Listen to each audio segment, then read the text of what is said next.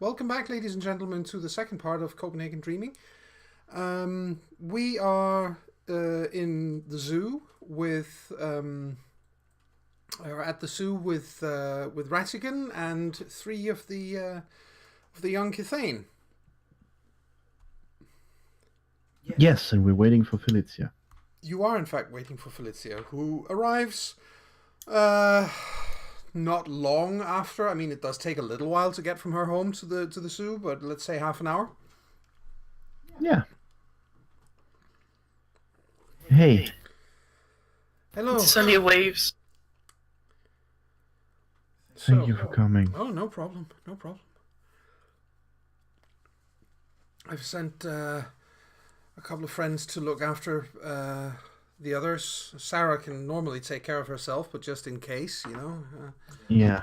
And I sent Maya to run and find Sissel because she's quick. So. Sunny looks highly uncomfortable. What's wrong? It's... I don't know. What is it, please? We've discovered quite a few things in this afternoon while we've been Right. None of the timelines make sense. Everyone we've talked to has said that certain events during the timeline of the crime happened at different times. Basically, none of it matched up. For example, why did they close that Word document? That was very stupid of me. Supposedly, Reinhard called Cecil before he even received the call from Julian. That doesn't make any sense unless Reinhard is behind the whole thing. Reinhard also said that he only talked with Julian for a few moments, but they were on the phone for half an hour. Yep. And Cecil said she took a direct route to get to a location Reinhard specified, but her fitness tracker suggested that she had run around in circles on a 12-kilometer route. On the other hand, Thomas said he ordered a pizza around 4:45, but he did in fact order it 4:04. Someone's messing with time or the perception thereof. And someone is messing with people.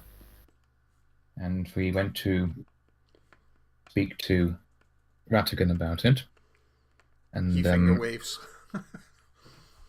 And he has made it clear that it is in no way, and she says the whole, Puka speak face about it. Yeah. Made it very clear that it is nothing to do with the lady. Oh, that's absolutely true. He says it's got nothing to do with the lady whatsoever, it's this is clearly just a very serious and unfortunate misunderstanding. You see? Felicia looks very, very worried. The lady can absolutely not change people at will, and she did absolutely not change Sandra to leave.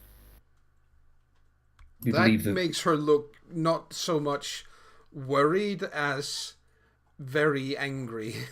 Not at you, but in general. Yes. Leaving aside the Puka speak, basically what Mr.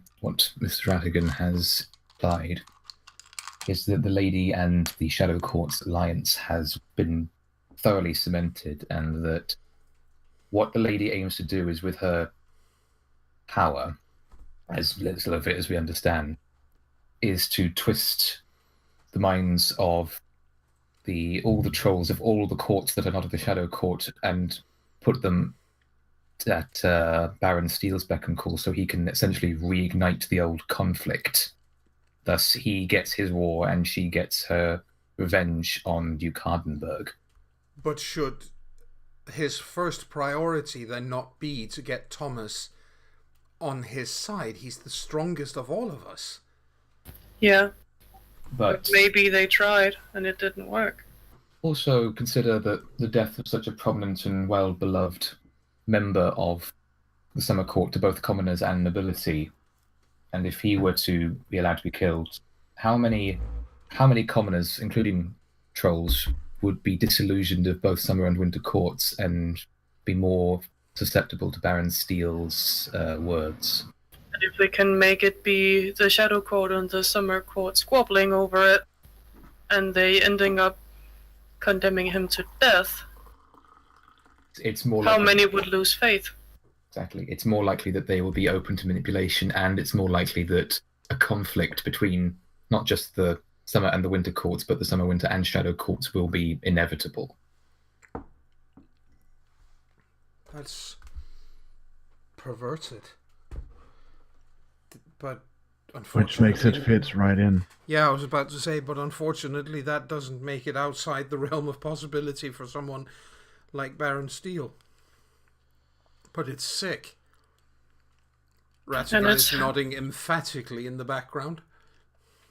Is he concentrating as he does it? Yeah, he is. Mm-hmm. As I say, that when Ratigan told us of the lady, you should have seen him. He was concentrating so hard to go against himself, he almost fainted. He claims the lady taunted him with this information because who would believe him? At this point, Felicia actually looks at him with a good deal more kindness than anyone normally looks at the creature with, because she understands that this must have been difficult. She looks at him and goes, "Thank you for helping. This, I'm sorry that you've had to go through this," she says. And he just he smiles. He doesn't say anything. He just smiles.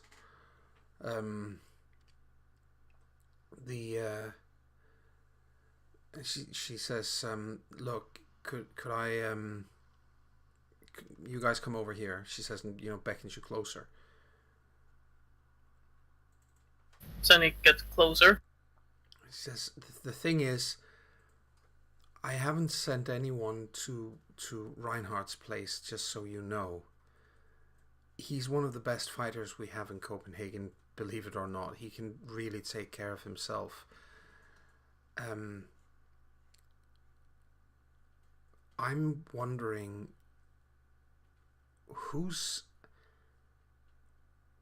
what did he actually see? Have you asked him what he actually saw, word for word, when he checked with Kronos?" No. Not yet. But that might be a good idea. Yeah, if we can get any sense out of him. He looks like he's about ready to fall over sideways. Poor thing. He might be. What I'm most worried about is Reinhardt believed he didn't talk with Julian for more than 5 minutes. Max. If someone can miss that much with his head, how safe do you really think he is? You have a good point. Maybe I should... And how much did Thomas miss?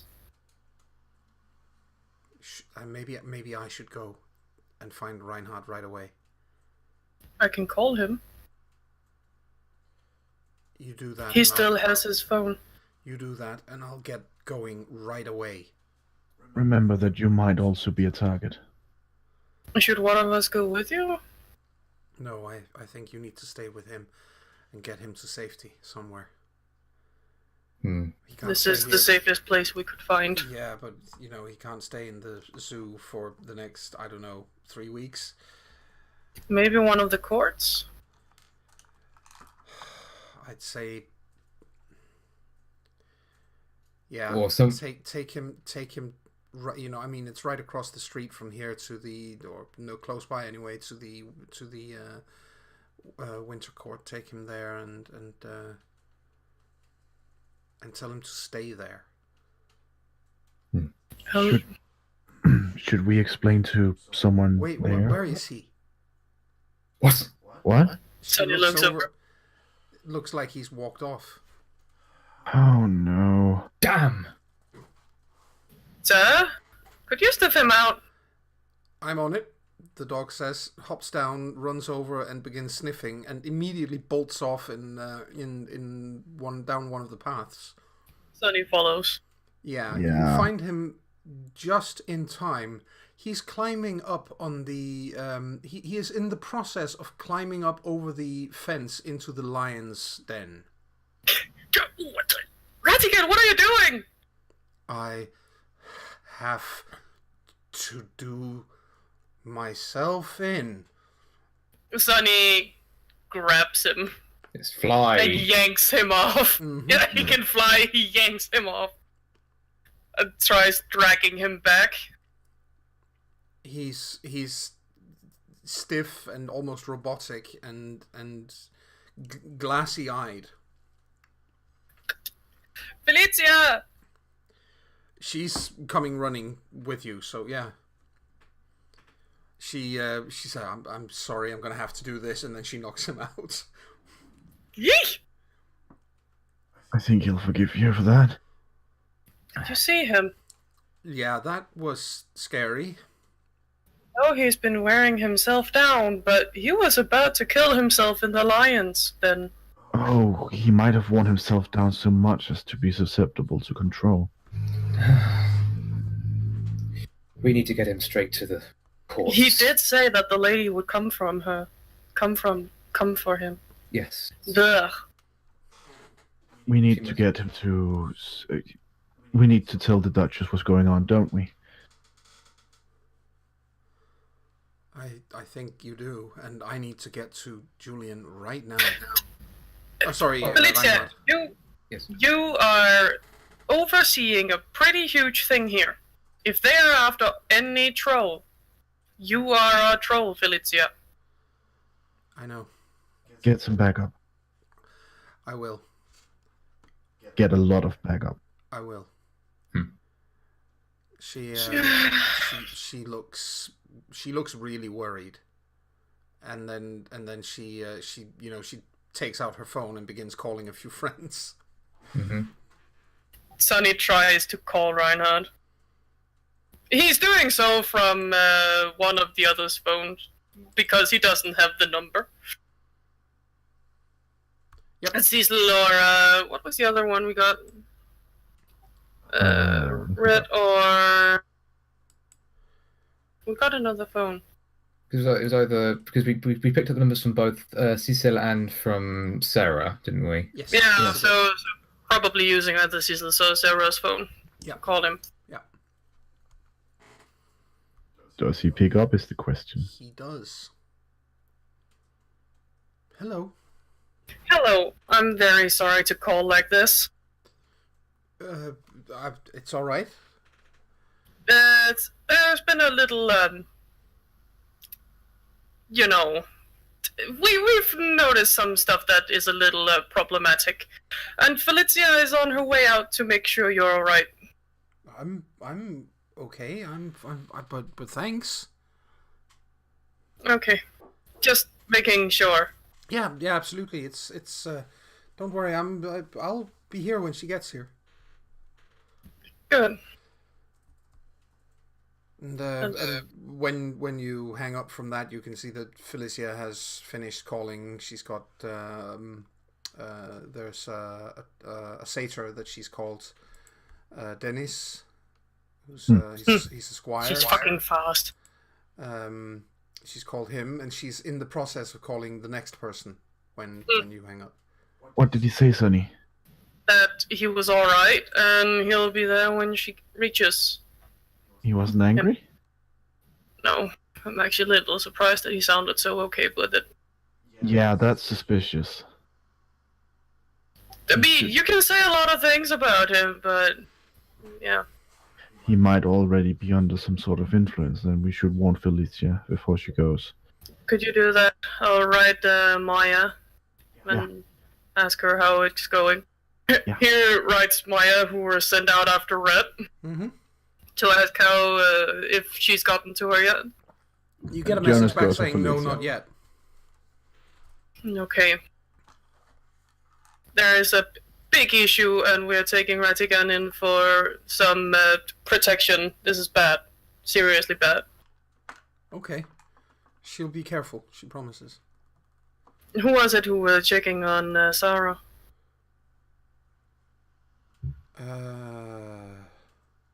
Hasn't been established yet. No, that hasn't been established yet. I think the one that was sent to look after is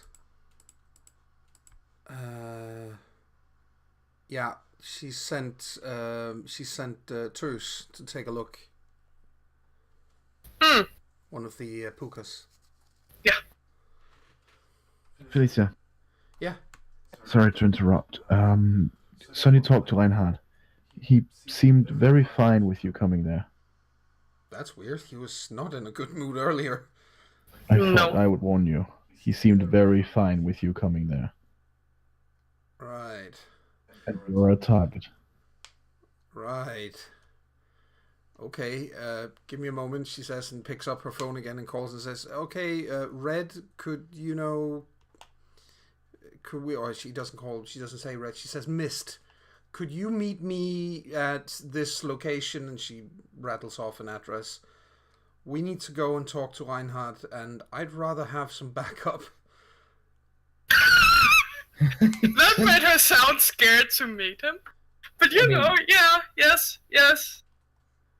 Yeah, never mind. Of all the people you want for backup, it has to be one Sealy red cap in all of Copenhagen. Yes. Oh my god. Okay. We should really get Radigan back to the court now. Yes. There'll be more gods to help keep him there. Yes, Jasmine has been making sure that he's while you've been making calls, she's been checking over him and keeping the cloth on his forehead and just doing basic medical checks, make sure he's still breathing normally and all that normal thing, because he's actually been through something quite strenuous. Yeah, definitely.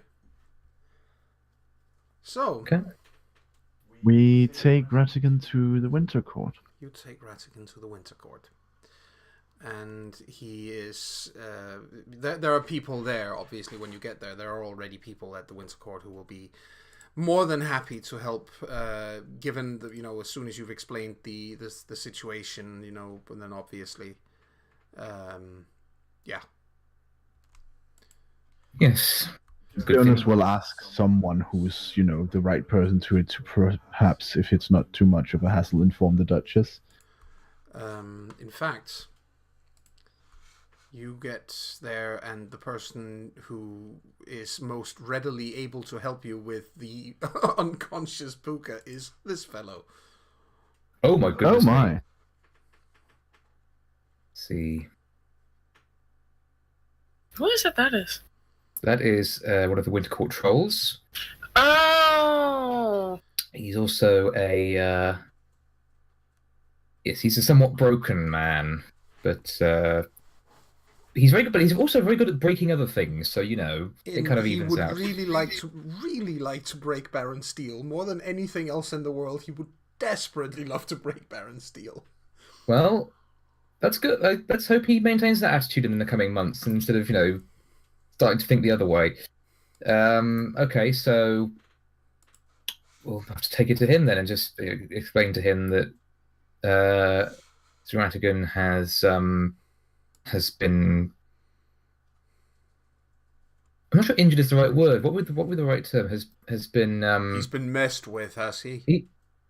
Yeah. Yes, pretty much. I'll make sure that he gets some help.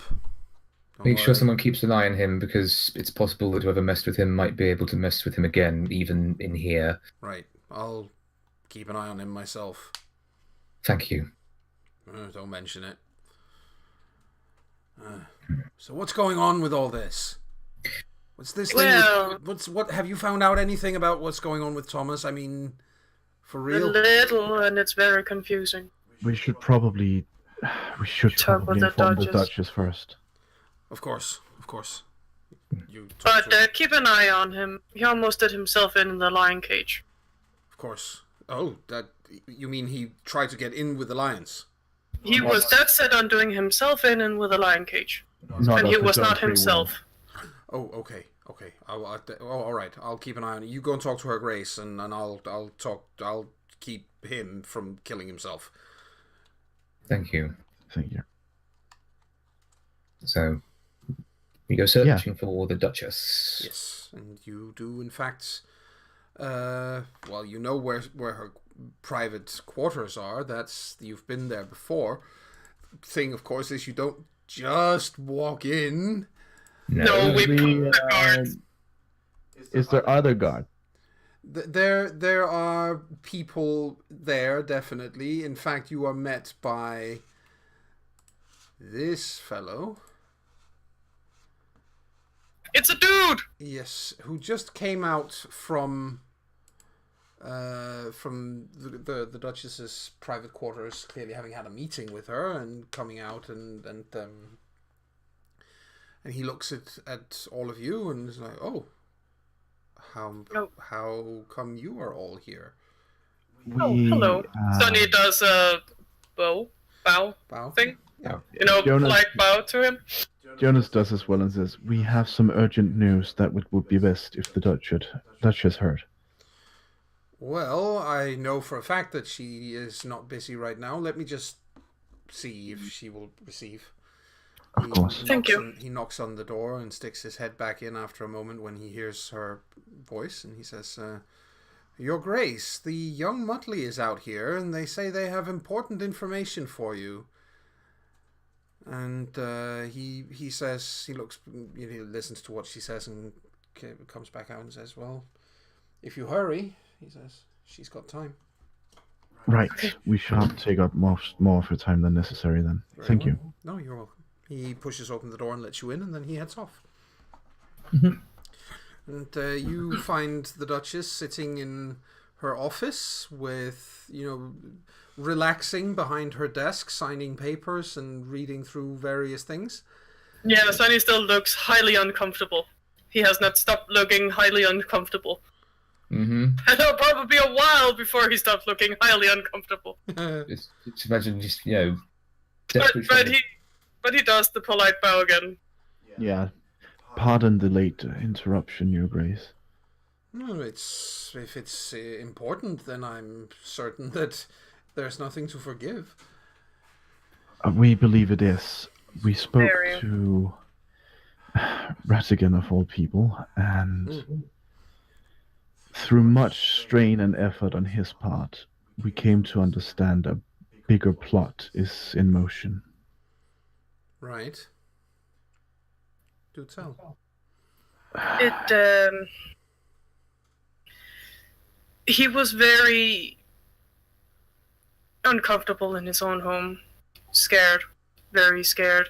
So we brought him to the zoo, where he strained everything he had to tell us that the lady is completely in cahoots with the Shadow Court now, and they are playing time and mind games with everyone. Time and mind games. Yes. When we engaged in the initial investigation, Your Grace, all of the accounts of the crime that we were tasked to investigate didn't match up. Calls were made between people at times that didn't match up. Reinhardt called one of his associates of Sidsel apparently before he'd even received the call from Julian that Julian was concerned for his life.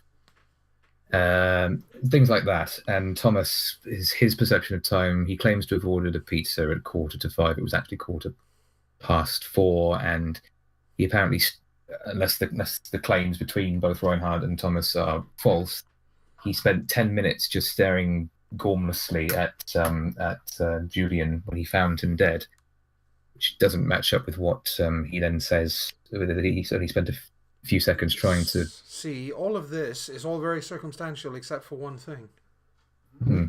If he had spent 10 minutes, as you put it so eloquently, staring gormlessly at Julian's body, I don't think we would have had a trial. Because he would have been standing for 10 minutes over a cold iron dagger. Yeah. And the problem here is everyone who is supposedly going to this place has a very skewed perception of time. Yes. Cecil thinks she runs directly from her place, directly to the apartment, but she takes, 50 minutes getting there?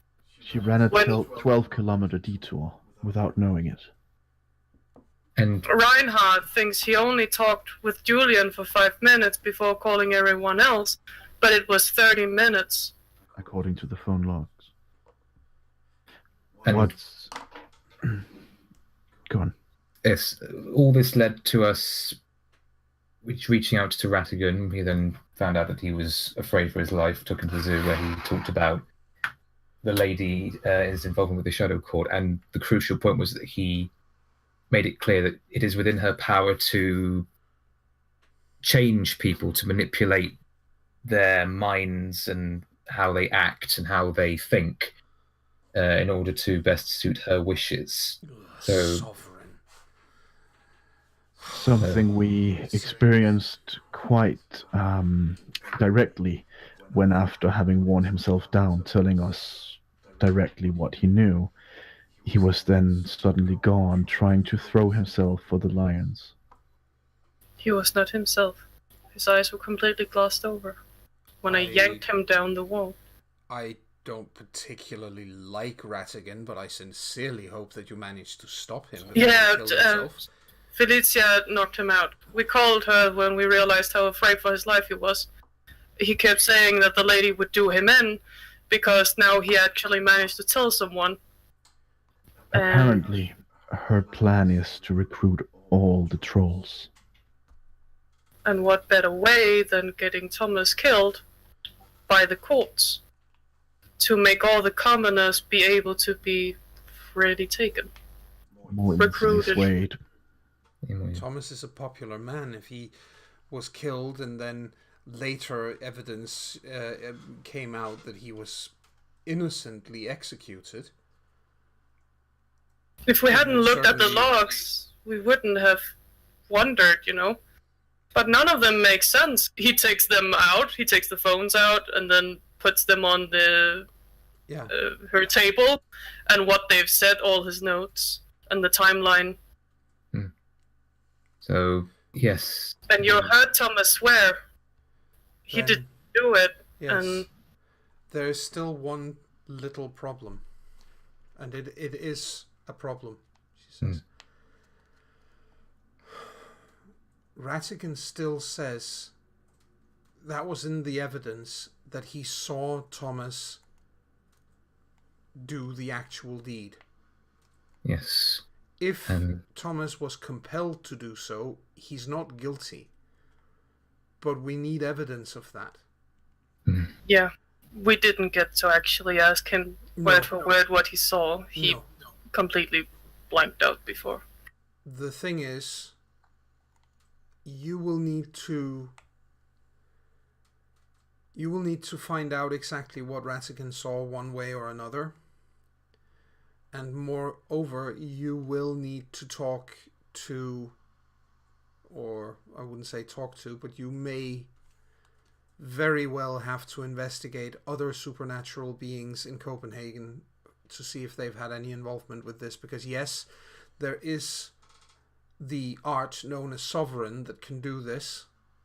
And let's just say that the lady most certainly possesses a deep and complete knowledge of this art. What is it? It is the ability to command. But how would you find evidence of it? That's the problem. That's why you might need someone else's help. Yes. So with my words fail me. I need to be polite about this. In character, where would you suggest that we would begin your?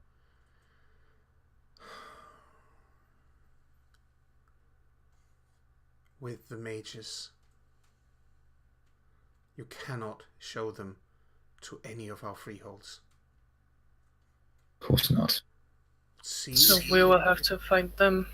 You will have to find them. and see if you can convince one of them to help. And I'm willing to, she says, and you can see how her jaw muscles grind. She takes out a small from in one of the drawers in her desk.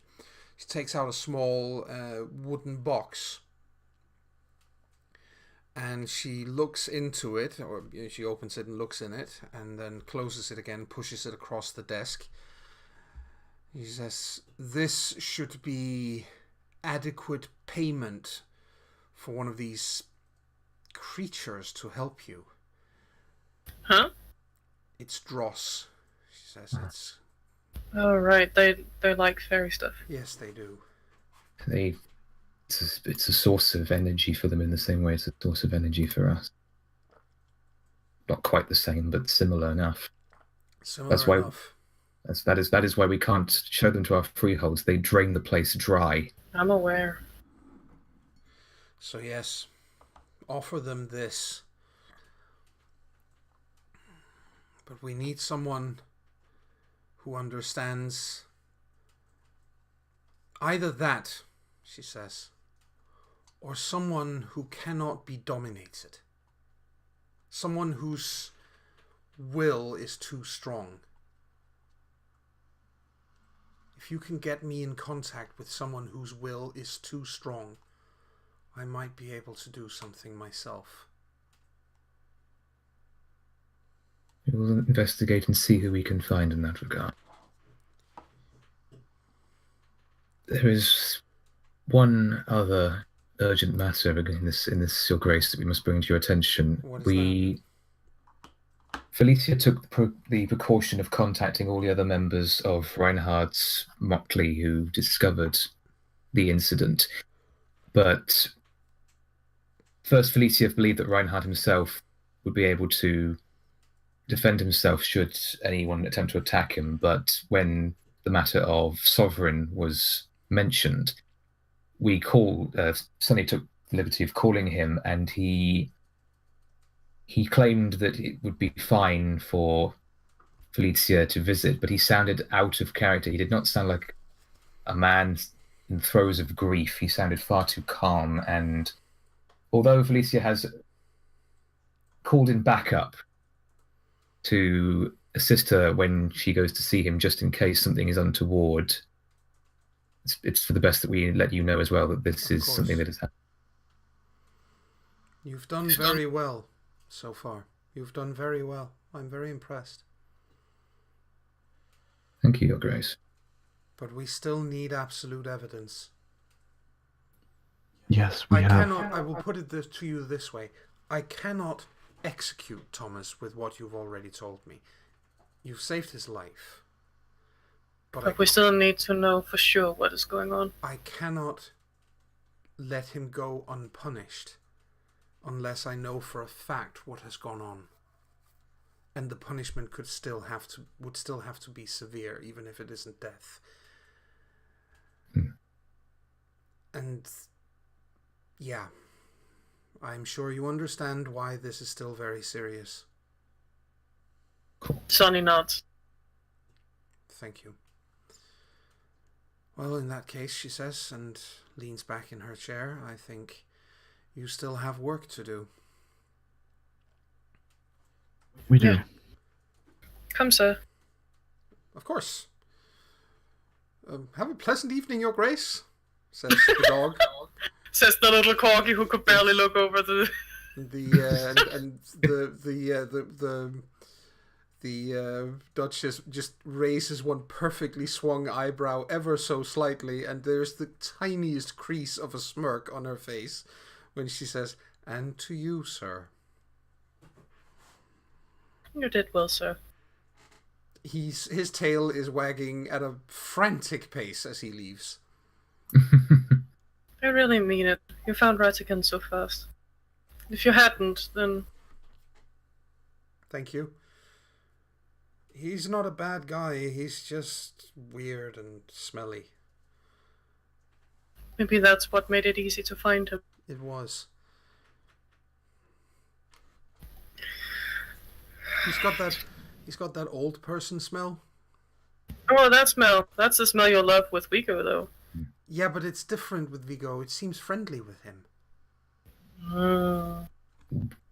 While they're making their way out of this conversation, if Jonas doesn't, Jasmine will grab the envelope of dross. Yes. It was a little box. Yeah, a little box. Yes. The box of dross. The dross box. Dross box. The dross box.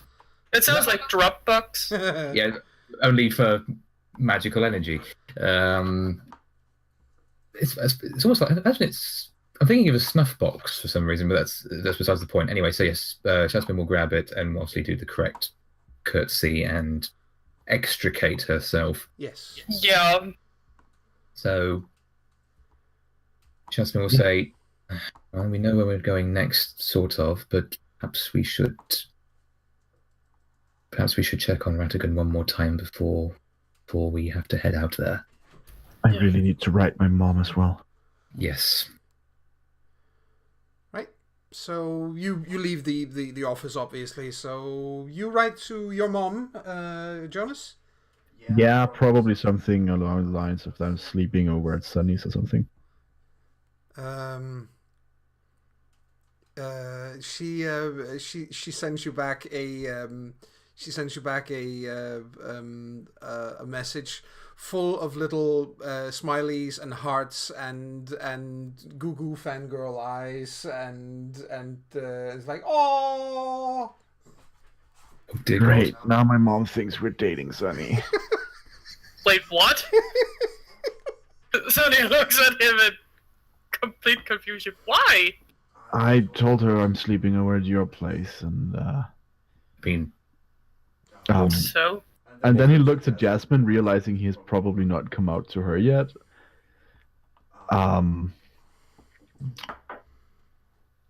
Yeah. So now she's hinting that we're dating. Oh, great. You say that. Not that it's bad. It's just, yeah, okay. I was about to say this. At least she doesn't know I'm a singer, so that's not the reason. What is it, Jasmine? As Jonas says that, and as even as Sunny sort of does his bit, she basically looks at Jonas quizzically and says, "You say that like that would be a bad thing, or that I would be surprised by the idea of you two dating."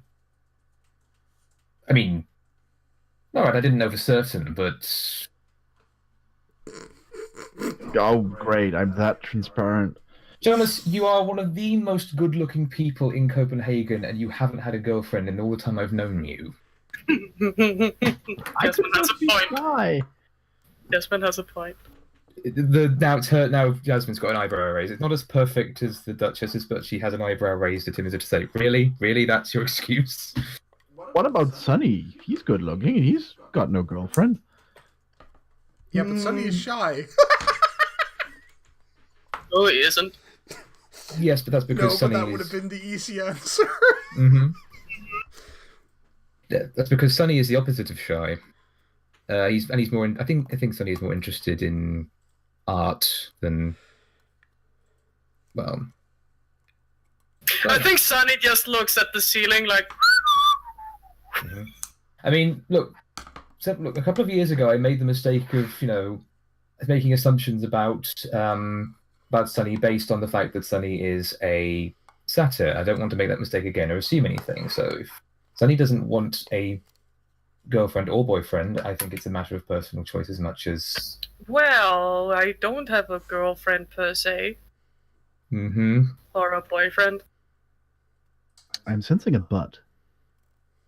Well, you don't need them to have sex, do you? I understand that some people prefer it that way. Now it's Jonas' turn to blink and be like, Abba. What? I had not thought of that. I mean, if you... Well, there's stuff called one-night stands, isn't there? Oh, so it's like that then. Yeah. What did you expect? Friends with benefits, kind of. That too. Who? One of my friends. Well, two of them. At the same time? Once. But it was a really wild party. Right, I probably shouldn't snoop in your private life. Why not? You sounded very curious. Still can't believe that you asked if my parents had a copy of the Kama Sutra. I didn't. Yes, you did. I have video evidence. It was for art purposes? Grin! Shall we focus on actually, trying to help see if Ratigan's okay and try and see about, getting Thomas even more off the hook? Right, yeah, sorry. I was just caught off guard. Honestly. Sex is all you men think about. No. It wasn't. Hey. You can see she's taking the piss as she says it. You know Leo, right? He looks at Jonas. Yeah, I know Leo. Yeah. More so than I thought I would. Well, you could just not walk in on him when he's modeling for me. How would I know? Well, it is an art studio. Stuff like that happens. So I should just expect people to be naked in your art studio at all times? At least it wasn't the other way around. Yeah. How about you, Jasmine? Any boys or girls in your life? There was a... There's me! It says from your bag. You don't count. Aww! I love you, but it would be a very awkward relationship. Well, that's true. I mean, I can't say that I'm completely turned on by statuesque people. Hey, there are sexless relationships. Yes, but I'm also not much of a microphiliac either. A micro what? Microphiliac, fetish for small people. You know a lot. Well, it is her I borrowed the Kama Sutra thing from. I still want to make it clear that they don't actually have a copy of that, despite what you wish to believe. Well, your mom gave me one after you said you didn't have any. You just see sort of Jasmine's face droop in shock. It's like, oh, could you hand it back to her? Oh my god. Okay. Me and Mom are gonna have a very serious conversation when I get home. Why? Kama Sutra is very healthy for you. Shush. Oh, come on. But Now you know what it's like living with my mom. She's nice, though I wouldn't do her. mm-hmm. Please don't. Right? That would be very awkward. I think Morning, Jonas. I'm your daddy. And then Sonny runs. Good.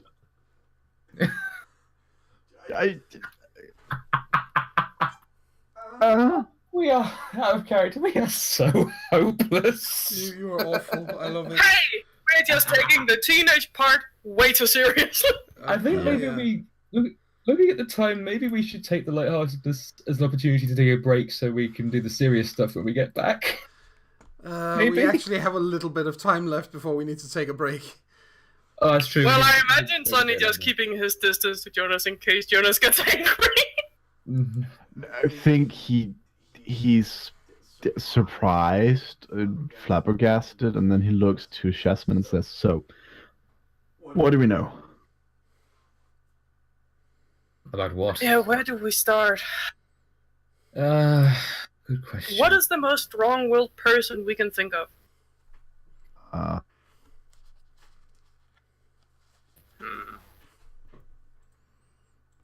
Maybe the thing we saw in the building, though I really don't want to talk with skin changes. No. No. There is no way that we would ever survive trying to actually go out and find a skin changer. Well, I have been looking for her for quite a while.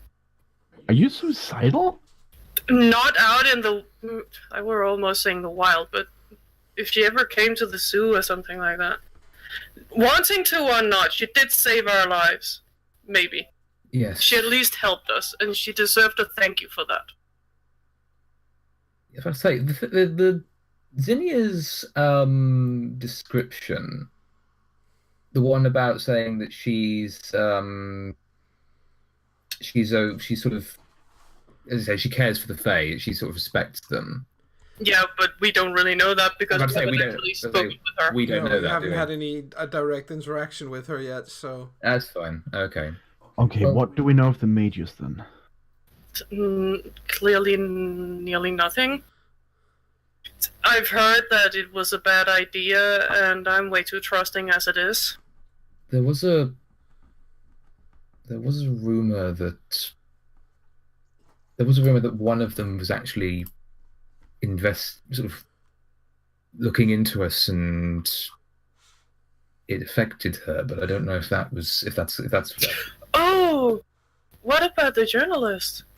That guy that's piss annoying. If he knows about the supernatural stuff, maybe we can find out from him. His notes or something like that. I was about to say, going to talk to a journalist about this is probably not our best move, but... Not as in, oh, look at us, we're afraid, talk with us because you want to. We could be a little more coward about it. Find your inner puka, lie your ears off. Yes, the point is that, yes, from what I've heard of that reporter, is that for all we know, someone is actually giving him the information that he's writing these journal exposés on, so we could find some of that information or find out from the source. That would be... That could actually help us. What does he write the most about? What does he seem to know the most about? Because whoever is telling him would know most about themselves, right?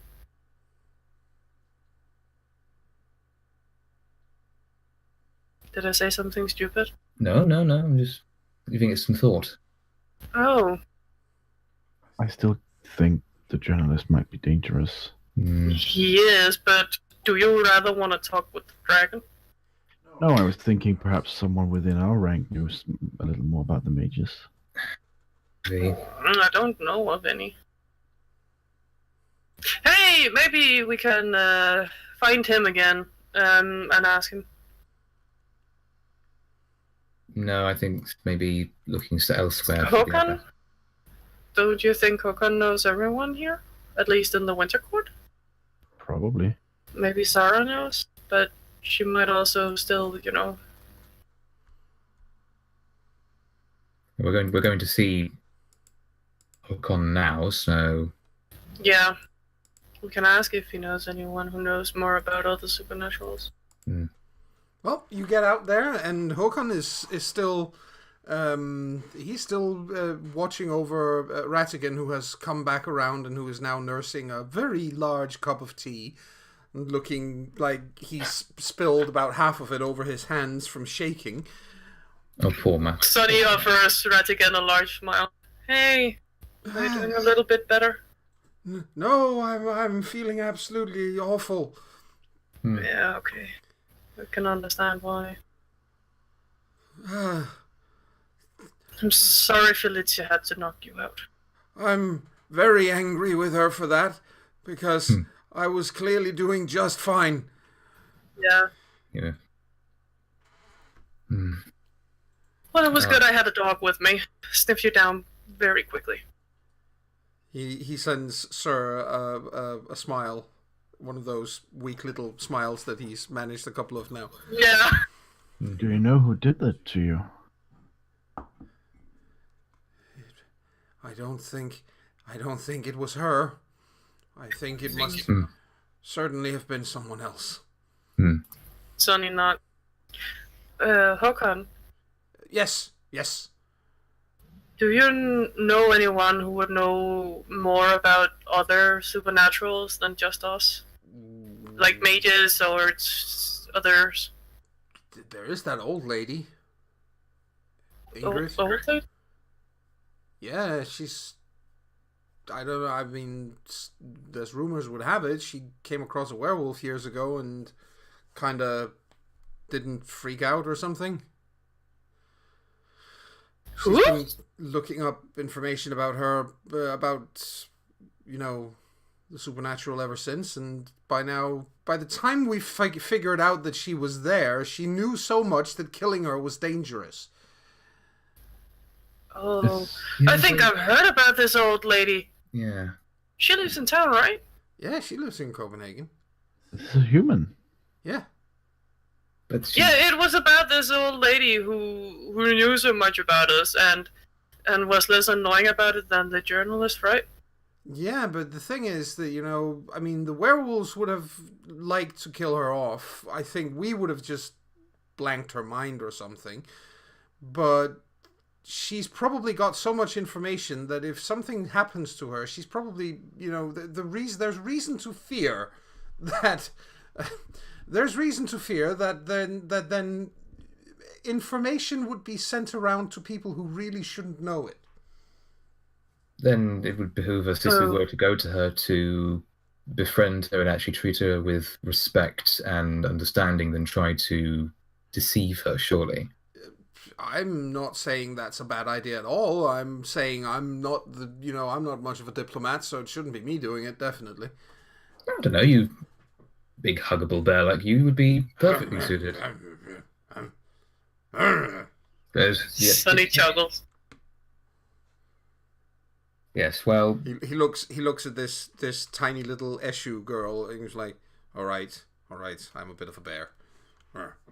Mm-hmm. Just a little bit. Yes. But when you smile, you actually look very friendly. Mm-hmm. He scowls. But when you do that, you look scary, he says, and take a step back. All right. I think we've teased the poor man enough. I wasn't trying to tease him. No, but we're still succeeding. But okay, so this person, someone we could look up in a phone book or something, or Google. I suppose. I think her name is Ingrid Goulet. I think the name is. All right. Well, we'll start there and narrow it down, I'm sure. Yeah. Jonas gets out his phone and finds crack or something. Yes. All the Ingrid Goulet. There's probably a ton of them. Yes. And I think right around that time is where we're going to take our second break. Okay.